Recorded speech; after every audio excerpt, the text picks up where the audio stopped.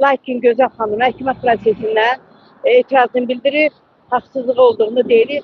Sözü verir Gözəl xanıma. Buyurun. Hər vaxtınız xeyir olsun.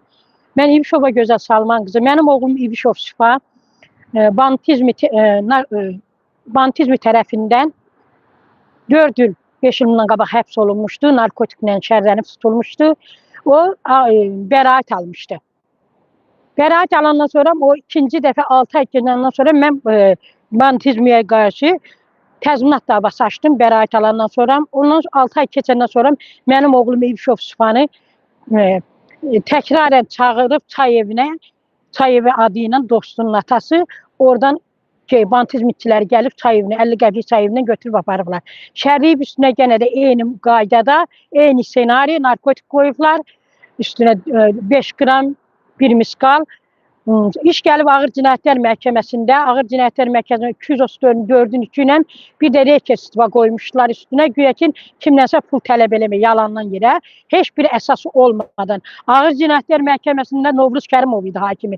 Novruz Kərimov prokuror oxudu, tirə-birə çevirib, verdi 3 il 6 ay, rekestivalarında 6 ay. Mən heç biri o qərarla razılaşmadım. Verdim apellyasiya məhkəməsinə, Bakı şəhər apellyasiya məhkəməsinə. İşi aparırdı Faiq Qəniyev, hakim. Özü də hüquqdan dəst keçir, hüquq şeyində. Heç bir hüququ yalan danışır, kər danışır. Bilə-bilə bütün sübutlar ortada ola-ola mənim övladım Şifanın içindən cəmi 6 ay iş götürüb, tirə-birlə qüvvədə saxladı. Belə hakimlər bizim cəmiyyətimizdə dövlət, cənab Ulu Heydər Əliyevin bir sözü var. Deyirdi, o vaxt dövlət çağırsılar ki, cinayətkar çöldə gəlsin, günahsız həbsdə olsun. O vaxt dövlət çağırsılar. Cənab Prezident, Mehriban xanım, xahiş edirəm sizdən, bir ana kimi, bir Azərbaycan qadını kimi bu işlər nəzarətə götürülsün, düzgün araşdırma geçsin. Faiq Qəniyev kimi hakimlərin işdən azad olmanı istəyirəm. Heç bir onlar hansı heç bir qanuni məhkəmə sistemi aparmadı, qanuni qərar çıxartmadı, heç vecnə də olmadı, çıxartdığı qərarda ürəyindən çıxartdı. Yəni bir Azərbaycan gəncinin, bir siqaret çəkməyən, içki içməyən Azərbaycan gəncinin bir amoy Faiq Qəniyev həyatı ilə oynadı. Xahiş edirəm Faiq Qəniyev barədə, belə hakimlər barədə, cənab Prezident, xahiş edirəm sizdən, bir Azərbaycan anası kimi, qadını kimi, sizdən xahiş edirəm Faiq Qəniyev kimi hakimlər barədə Məhkəmə Hüquq Şurası, İmam Kərimov, sizdən xahiş edirəm. Sizdən astaracaq xahiş edirəm, belə hakimlər barədə tədbir görürsün. Belə hakim universitetdə dəst edir hüquqdan. O dəst ediyi tələbələrə bu cürə yalanlar öyrədəcək, bir gəncin həyatı ilə oynayır. Gözəl xanım, həyəcanlısı sual verirlər. 2 dəfə oğlunuz həbs olundu və bəraət aldı. Bəli. Bəraətdən də Avropa məhkəməsinə qəti əzəsi göndərdi. Yox, ali məhkəmə bəraət verdi. Bəli, bəli. Və sonra Avropa məhkəməsi yenə də bəraət verdi və 2400 manat yox, 24400 manat ali məhkəmə göndərdi apellyasiya məhkəməsinə. Apellyasiya məhkəməsində İbişov Şifanın birinci dəfə bəraətinə qərar verdi. Sonra mən onlara təzminat davası açdım. Təzminat davası açdığıma görə ikinci dəfə oğlum İbişov Şifanı aparanda mənə dedi, bantizmin işçiləri deyir ki, sən niyə təzminat davası açırdın? Biz ona görə həbs eləmişik onu. Biz bilirik o narkotiklə məşğul deyil.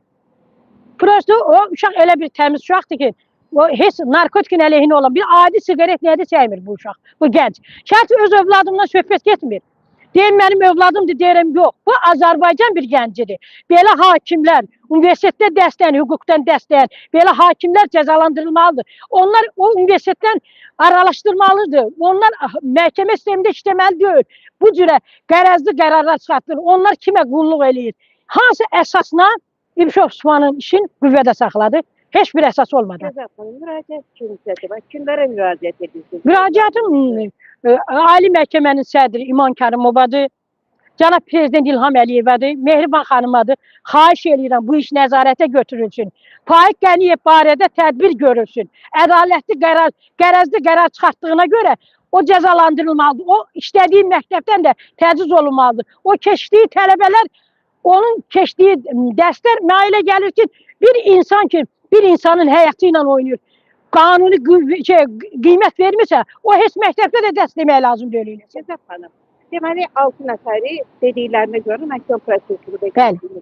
6 fətaya həbs ediblər həmin gün tutandan. Həmin günü, bəli. Sənin adı yoxdur. 4 nəfərin hamısını buraxıblar. Onlar gəlib şahid qismində də iştirak elədilər. İzahatlarını da verdilər.